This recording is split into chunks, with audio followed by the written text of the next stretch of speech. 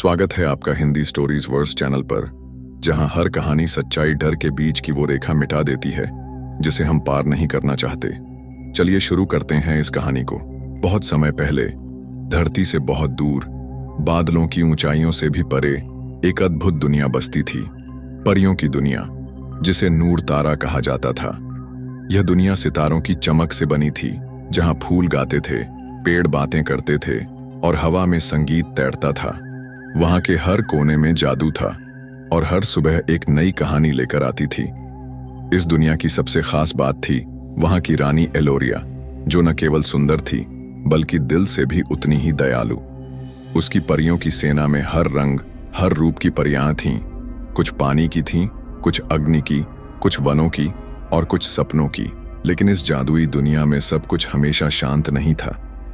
एक दिन जब सूरज की किरणें नूर तारा की वादियों पर उतर रही थीं, एक काली छाया ने इस चमकते लोक पर कदम रखा। वह छाया थी जेंड्रैक्स, एक गिरा हुआ जादूगर जिसे सदियों पहले परियों ने बंद कर दिया था।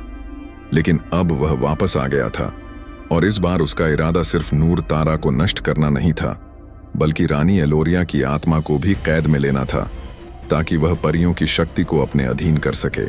इधर रानी एलोरिया को एक सपना आया।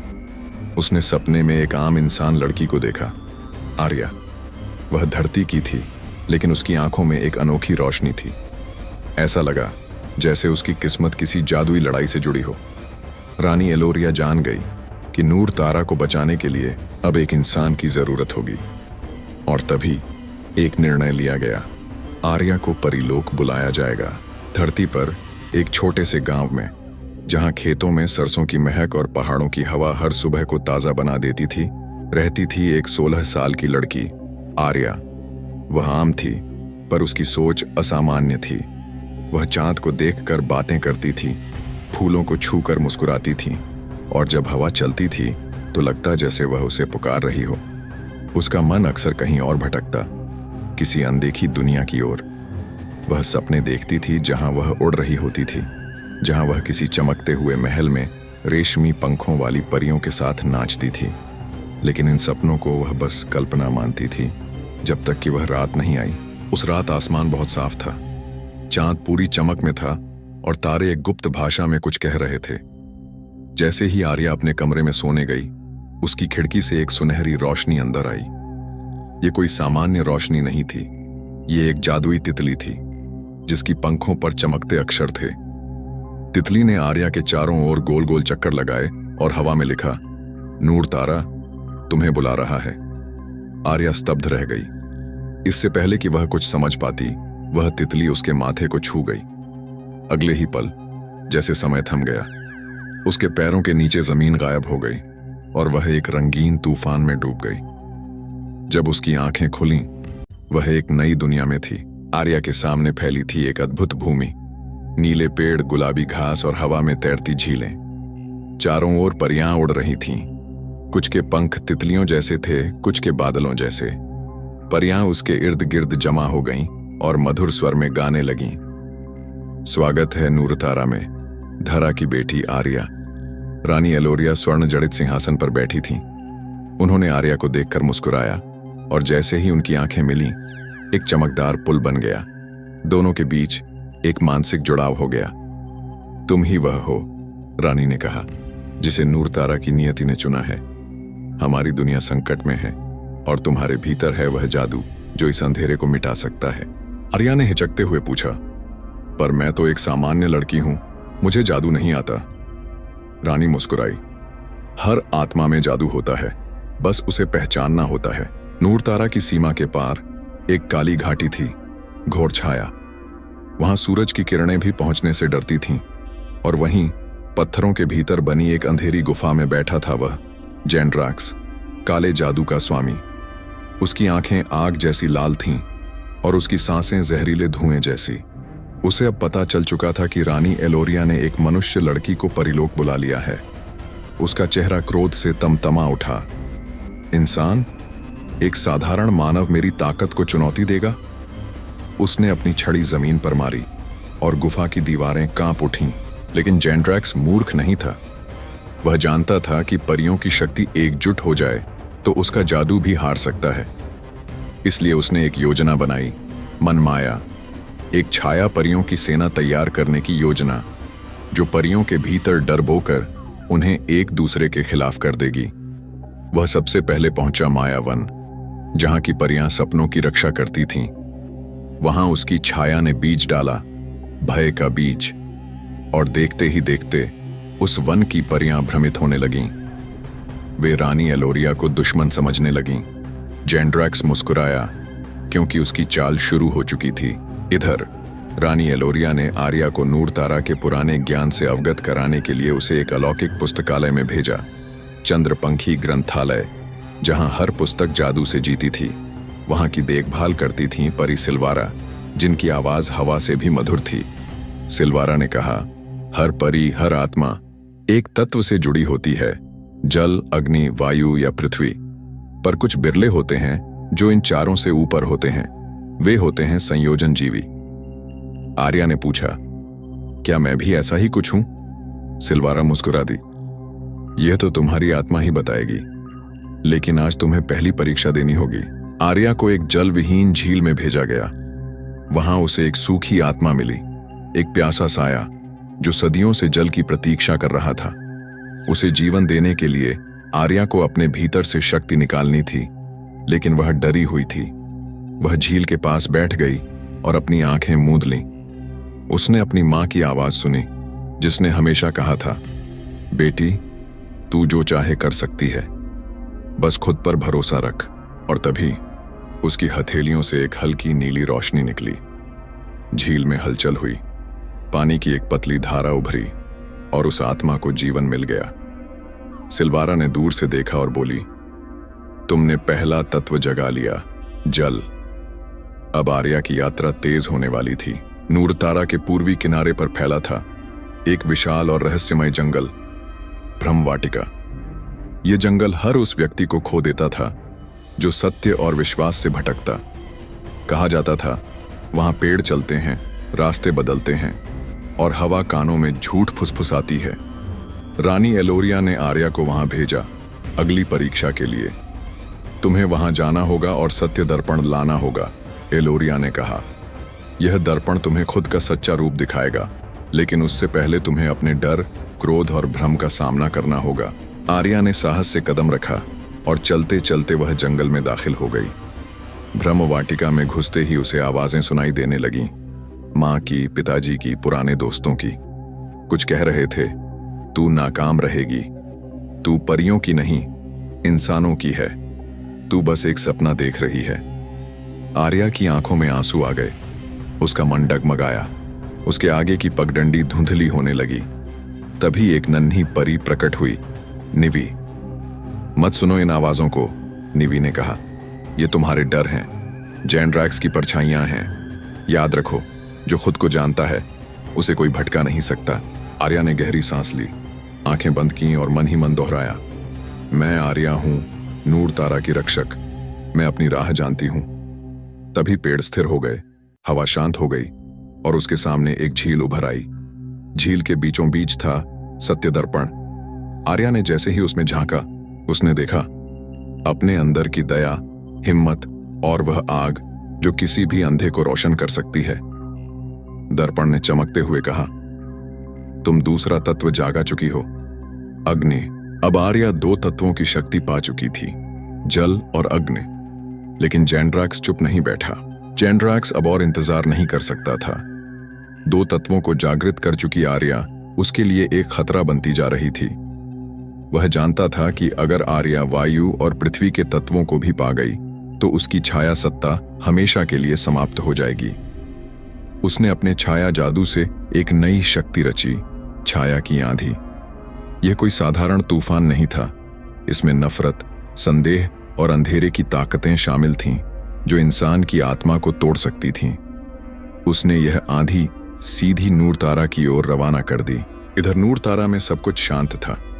परियां आसमान में उड़ रही थीं, फूल मुस्कुरा रहे थे और आर्या अगली यात्रा की तैयारी कर रही थी।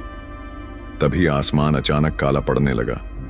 बादलों में बिजली नहीं बल्कि काले तीरों की चमक थी। हवा में जहर घुलने लगा और परियां जमीन पर गिरने लगीं। रानी एलोरिया ने मंत्र पढ़ा और एक जादुई गुंबद नूरतारा के ऊपर बनाया, लेकिन वह अधिक देर तक नहीं टिक सकता था। यह जैंड्रैक्स की छाया है, एलोरिया ने कहा, और उसे रोकने के लिए हमें तीसरा तत्व चाहिए, वायु। आर्या ने बिना देर किए रुख किया अंबर चक्र शिखर की ओर, वह स्थान जहां वायु का तत्व बसता था। वह पर्वत हवा में तैरता था और केवल वही वहां पहुंच सकता था जो अपने भीतर की हल्कापन और सच्चाई से जुड़ा हो। जैसे ही आर्या शिखर की ओर बढ़ी, छाया की आंधी उसके पीछे पीछे आई। हर कदम पर वह उसे डराने लगी।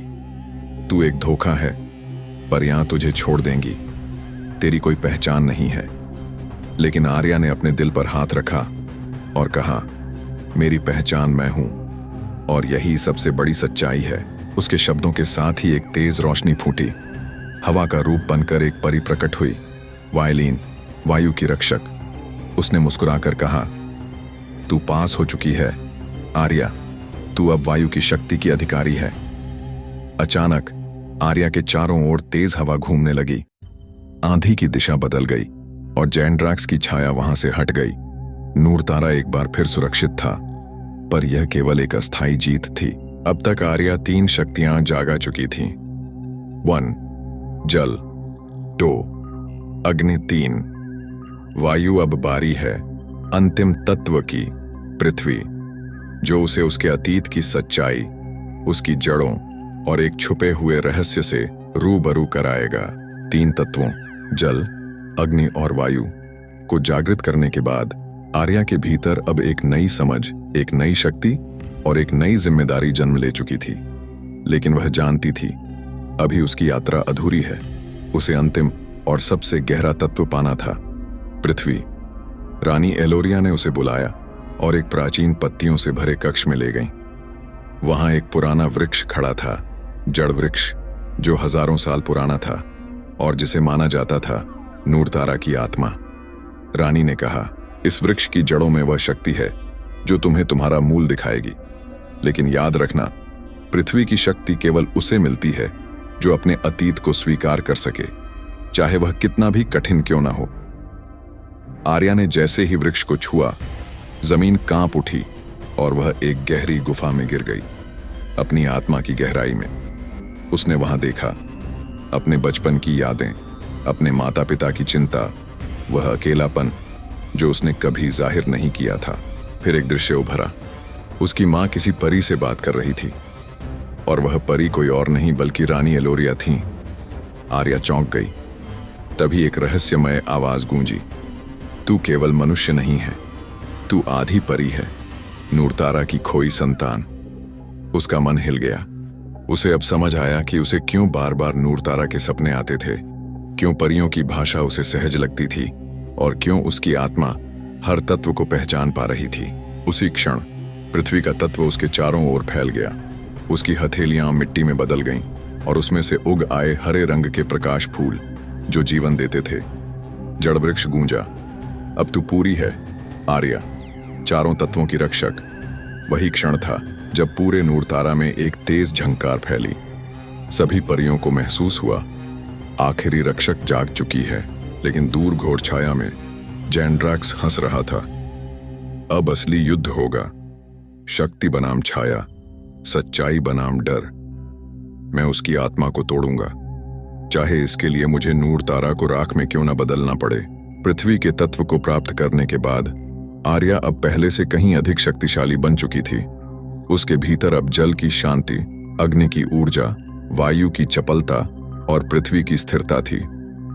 पर नूरतारा के सबसे पुराने प्राचीन ग्रंथों में एक भविष्यवाणी दर्ज थी, जब चारों तत्व एक मानव आत्मा में जागेंगे, तब छाया स्वयं आकार धारण करेगी। रानी एलोरिया ने वह ग्रंथ आर्या के सामने रखा। उसमें लिखा था, एक दिन आएगा जब छाया और प्रकाश आमने सामने होंगे। एक नन्हा दिल जिसमें चारों तत्व हों, नूरतारा की आखिरी उम्मीद बनेगा। लेकिन अगर वह दिल टूटा, नूरतारा खत्म हो जाएगा, क्योंकि अंतिम युद्ध तलवारों से नहीं, आत्माओं से लड़ा जाएगा। आर्या को समझ आ गया था कि यह अंतिम यात्रा सिर्फ शक्ति की नहीं, आत्मा की परीक्षा भी होगी। रात में जब सब सो रहे थे, एक चुपचाप सी आवाज उसके कानों में पड़ी। वह निवी, नन्ही परी थी जो ब्रह्म वाटिका में मिली थी। आर्या, उसने कहा, तुम्हारे लिए एक संदेश है। दर्पण तलवार को ढूंढो। दर्पण तलवार? हाँ, निवी बोली। यह कोई आम तलवार नहीं, ये उस सत्य से बनी है जो आत्मा में छुपा होता है। इसकी धार शत्रु के झूठ को काट सकती है। कहाँ मिलेगी? आर्या ने पूछा। स्वर्णधुंध गुफा में, जो समय से बाहर है। वहां पहुंचने के लिए तुम्हें अपना सबसे प्यारा त्याग करना होगा। आर्या चुप हो गई। उसे समझ आ गया, यह उसकी परियों की दुनिया की सबसे कठिन परीक्षा थी। उधर जेंड्रैक्स ने अपनी अंतिम चाल शुरू कर दी थी। उसने एक भयानक मंत्र से नूर तारा की रोशनी को निगलना शुरू कर दिया। पुष्प मुरझाने लगे, आसमान लाल हो गया और एक एक परी छाया में बदलने लगी। परियां भयभीत हो उठीं। रानी एलोरिया, कुछ कीजिए। रानी ने आंखें बंद की और बस इतना कहा, अब हमें आर्या पर विश्वास करना होगा। स्वर्णधुंध गुफा, नूर तारा की सबसे रहस्यमयी जगह, जहां समय बहता नहीं बल्कि ठहरता है। वहां हर वस्तु, हर स्मृति और हर निर्णय को दोहराया जा सकता है, पर केवल एक बार। और वहीं छुपी थी वह शक्ति जिसे आर्या को अंतिम युद्ध से पहले पाना था, दर्पण तलवार। लेकिन गुफा तक पहुंचने का रास्ता कोई साधारण रास्ता नहीं था। उसमें घुसने से पहले आर्या को वह बलिदान देना था जिससे उसका दिल कांप उठा, अपनी सबसे प्यारी चीज का त्याग। रानी एलोरिया ने समझाया, यह त्याग कोई भौतिक वस्तु नहीं, तुम्हारे दिल से जुड़ी वह भावना है जिससे तुम सबसे अधिक बंधी हो। आर्या ने ध्यान लगाया। उसका मन माँ पापा की यादों में डूब गया। वह भावना थी, घर लौटने की उम्मीद। उसने समझ लिया, अब वह इंसानी दुनिया में कभी वापस नहीं जा सकेगी। वह जमीन पर बैठ गई, आंखें मूलीं और कहा, मैं त्याग करती हूं उस जीवन का सपना जिसे मैं अपने पीछे छोड़ आई थी। अब मैं पूरी तरह नूर तारा की हूं। अगले ही क्षण उसके चारों ओर स्वर्ण प्रकाश उभरा। पेड़ों की जड़ें आसमान की ओर उगाईं, हवा पत्थरों में समा गई और सामने खुल गया एक गुफा का द्वार, स्वर्णधुंध गुफा। जैसे ही वह भीतर पहुंची, गुफा बोलने लगी, यहां हर चीज तुम्हारा अक्स है। अगर झूठ छुपाया है वो उभरेगा, अगर सच्चाई अपनाई है वो चमकेगी। भीतर एक पेडेस्टल पर रखी थी वह अद्भुत तलवार, पूरी की पूरी एक पारदर्शी शीशे जैसी, लेकिन भीतर से प्रकाश से बनी हुई। आर्या ने उसे छुआ और तलवार उसके हाथों में घुल गई। वह उसके भीतर समा गई और अब उसकी आंखें चमकने लगीं। अब वह केवल योद्धा नहीं, वह नूर तारा का प्रतिरूप बन चुकी थी। उसी क्षण एक धक्का लगा, जमीन हिली, आकाश चीखा। जेंड्रैक्स ने अंतिम वार कर दिया था। छाया का काला ज्वार अब नूर तारा को निगल रहा था। नूर तारा अब शांत नहीं थी। आकाश में बिजली नहीं बल्कि अंधकार के दरारें चमक रही थीं। जमीन के फूल जो सदा खिलते रहते थे अब सूख चुके थे। पेड़ों की शाखाएं छाया में लिपटी हुई कांप रही थीं और सबसे खतरनाक बात, परियां गायब होने लगी थीं। जेंड्रैक्स, जो अब तक अंधकार में छुपा था, अब खुद आकार ले चुका था। उसका शरीर धुएं से बना था, उसकी आंखें जलते अंगारे सी और उसकी आवाज इतनी गहरी कि जैसे आत्मा तक हिल जाए। आर्या! जेंड्रैक्स की चीख नूर तारा के कोने कोने में गूंजी। तू समझती है कि तुझ में शक्ति है? तेरी शक्ति सिर्फ तब तक है जब तक तेरा मन दृढ़ है, और मैं तेरा मन तोड़ दूंगा। पर जवाब में आई एक शांत आवाज, तो कोशिश कर। आर्या सामने आई। उसके चारों ओर 4 तत्वों की शक्ति बह रही थी। जल की बूंदें उसके इर्द गिर्द तैर रही थीं। अग्नि उसके पैरों के नीचे लपट बनकर चल रही थी। वायु उसके बालों को थामे हुए थी और पृथ्वी की लकीरें उसके हाथों में दरारें बनाकर चमक रही थीं। और सबसे खास, दर्पण तलवार अब उसके भीतर चमक रही थी। युद्ध शुरू हुआ। जेंड्रैक्स ने छाया के नाग छोड़े। आर्या ने जल से उनकी आग बुझाई। उसने मन के भ्रम भेजे। आर्या ने वायु से उन्हें उड़ा दिया। उसने अतीत की पीड़ा दोहराई।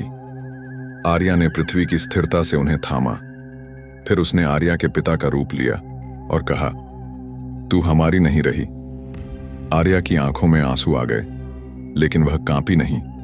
उसने कहा, तुम चाहे कितने भी रूप ले लो जेंड्रैक्स, मैं जानती हूं सच्चाई सिर्फ एक होती है और मैं वही हूं। तभी उसने अपनी हथेली उठाई। दर्पण तलवार बाहर आई, प्रकाश से बनी एक चिंगारी की तरह। आर्या ने तलवार को जेंड्रैक्स की ओर घुमाया और एक जोरदार प्रकाश नूर तारा में फूट पड़ा। छाया चीखने लगी, जलने लगी और हवा में बिखरने लगी। जेंड्रैक्स की छाया गिरी और उसके भीतर से निकली एक रोती हुई आत्मा, एक परी। रानी एलोरिया ने आगे बढ़कर कहा, यह वही है जिसे हमने कभी नजरअंदाज किया था, एक परी जो प्यार मांगती थी और नफरत में बदल गई। आर्या ने झुककर उसका हाथ थामा। अब सब खत्म हो गया, चलो घर चलें। और इस तरह छाया मिट गई। नूर तारा फिर से जी उठा। परियां आसमान में नाचने लगीं, पेड़ गुनगुनाने लगे और आर्या अब सिर्फ एक लड़की नहीं थी, वह नूर तारा की रक्षक थी और रहेगी जब तक यह संसार सांस लेता रहेगा। छाया के नाश के बाद नूर तारा की हवाओं में एक नई सुगंध फैल गई थी, पुनर्जन्म की। आसमान जो पहले लाल सा हो गया था, अब गहरे नीले रंग में नहा गया था, जैसे किसी ने पुरानी पीड़ा को धोकर एक नई शुरुआत लिख दी हो। फूलों के रंग गाढ़े हो गए थे, परियां अपने असली रूप में लौट आई थीं और जादू, वह अब नर्तन कर रहा था हर पत्ती और कण में। आर्या, जिसने स्वयं को त्याग कर नूर तारा को बचाया था, अब एक नई भूमिका में थी, न रानी न योद्धा बल्कि संरक्षक। रानी एलोरिया ने उसे नूर तारा के सबसे पुराने वृक्ष शाश्वत वृक्ष के नीचे बुलाया। वहां सभी वरिष्ठ परियां, जंगल के जानवर और जादुई आत्माएं एकत्र थीं। रानी बोली, आर्या, अब तू हमारी दुनिया की रक्षक है, पर तेरी परीक्षा अब भी खत्म नहीं हुई। आर्या चौंकी, और क्या बाकी है? एलोरिया मुस्काई, तू अब इस दुनिया की शांति बनाए रखेगी, लेकिन शक्ति जितनी बड़ी होती है उतनी ही अकेली भी। तू इस जिम्मेदारी के साथ क्या करेगी, यह तुझे तय करना होगा। आर्या सोच में डूब गई। युद्ध तो जीत लिया था, पर अब जीवन की जिम्मेदारी थी। उसने स्वर्णधुंध तलवार को फिर से अपनी आत्मा में समेट लिया और शाश्वत वृक्ष की जड़ में बैठ गई।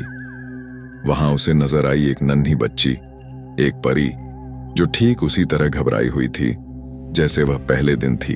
आर्या ने उसे गले लगाया और कहा, डरो नहीं, हम सबका कोई ना कोई रास्ता होता है। मैं तुम्हारा रास्ता रोशन करूंगी, जैसे किसी ने मेरा किया था। उसी क्षण नूर तारा के आकाश में एक नई किरण फूटी। यह आर्या की आत्मा की रोशनी थी। अब वह सिर्फ एक योद्धा नहीं, प्रेरणा बन चुकी थी, लेकिन एक रहस्य अभी भी बाकी था। शाश्वत वृक्ष के नीचे एक पत्थर था, जिस पर लिखा था, जब अगली बार नूर तारा कांपेगा, उसे बचाने कोई नया आत्मा नहीं आएगी, बल्कि वही लौटेगा जिसने इसे बनाया था। आर्या की आंखें उस पर अटक गईं। किसने बनाया था नूर तारा? उसने खुद से पूछा। आर्या की आंखें शाश्वत वृक्ष के नीचे उभरे उन शब्दों पर जमी थीं, वही लौटेगा जिसने इसे बनाया था। उसकी आत्मा में हलचल हुई। अब तक वह सोचती थी कि नूर तारा कोई प्राकृतिक संसार है, लेकिन यह तो किसी ने रचा था, एक निर्माता। रानी एलोरिया भी उस शिला के सामने चुप थीं। उनका चेहरा एक पुराने दर्द से भारी हो गया। आर्या, उन्होंने धीरे से कहा, यह बात सिर्फ कुछ चुनिंदा परियां जानती हैं। नूर तारा किसी देवता ने नहीं, एक मानव ने बनाया था। मानव? आर्या चौंकी। हाँ, और वो कोई और नहीं, बल्कि तुम्हारे पूर्वजों में से एक था। आसमान थम गया। आर्या के भीतर समय जैसे रुक गया हो। रानी ने उसे एक चमकती लता दी। यह है विरासत की बेल। इसे जिस वृक्ष से बांधा जाए, वह पेड़ तुम्हें अतीत के द्वार तक ले जाएगा। आर्या ने उसे थामा और चल पड़ी, एक बेहद पुरानी घाटी की ओर, जिसे निर्माण घाटी कहा जाता था। वह घाटी किसी समयकाल में नहीं आती थी, न वर्तमान में, न अतीत में, न भविष्य में। वह केवल सच्चे प्रश्न पूछने वालों के लिए खुलती थी। जैसे ही वह घाटी में पहुंची, चारों ओर से स्मृतियां जमीन से उठने लगीं।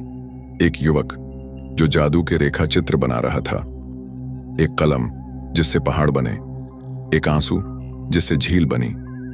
आर्या समझ गई, यह वही निर्माता था। और तभी उसके सामने प्रकट हुआ एक चेहरा। वह चेहरा बूढ़ा था, लेकिन उसकी आंखों में आकाश की चमक थी। उसने कहा, मैं हूं आर्दान, तुम्हारा पूर्वज, और नूर तारा का निर्माता। आर्या घबरा गई। आप जीवित हैं? नहीं, अरदान बोला, मैं सिर्फ स्मृति में जीवित हूं, लेकिन तुम्हारा आना यह बताता है कि समय पूरा हो चुका है। कौन सा समय? उसने पूछा। नूर तारा के फिर से टूटने का।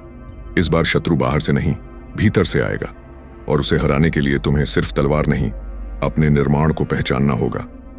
मतलब? आर्या उलझ गई। आरदान ने मुस्कुराकर कहा, मत भूलो आर्या, तुम योद्धा नहीं, रचयिता की वंशज हो, और अब तुम्हें नूर तारा को फिर से रचना होगा, नए रंग, नए स्वप्न, नए नियमों के साथ।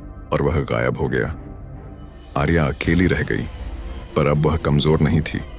उसके भीतर अब केवल शक्ति नहीं, एक नया बीज था, निर्माण का बीज। अगर आपको ये कहानी दिलचस्प लगी, डरावनी लगी, या कुछ नया महसूस हुआ हो तो चैनल को सब्सक्राइब करें।